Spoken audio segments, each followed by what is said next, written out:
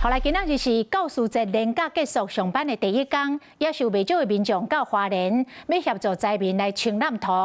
另外，灾区附近的自强外一干岸有15位受刑人嘛做伙救灾。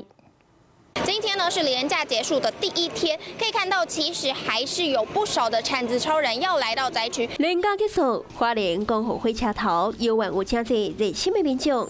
虽然人潮比连假时阵较少，也毋过也是有真侪刷跳超前来到灾区斗卡手。因为刚好有时间，然后想说大家连假结束之后要回去工作，那就觉得这边人力会缺，所以就来补位这样。就刚好遇到休假。你们从哪边来？从台中。我后一体人来接手到清烂土，也有一个伫台湾的英国 YouTuber， 连续第2天来到现场帮忙。就刚好那个岳母帮忙2天照顾小孩。岳母帮忙顾小孩。对。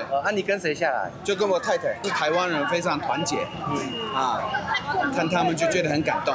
台湾人真的很善良。台湾人善良个团结。那热心的民众伫花莲公路乡的自强外役家港，15位受刑人也挂吹暗甲手龙投入救灾。出来帮忙的感觉怎么样？很好，很好。会不会觉得也是帮忙到大家？有。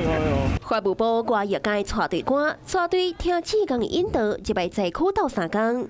帮山河一楼，花莲的乡亲无分大人甲囡仔，拢为灾区尽一份心力。Hello， 我是张新文。想要抢先掌握最及时的新闻资讯吗？赶快订阅、按赞、开启小铃铛，锁定华视新闻 YouTube 频道。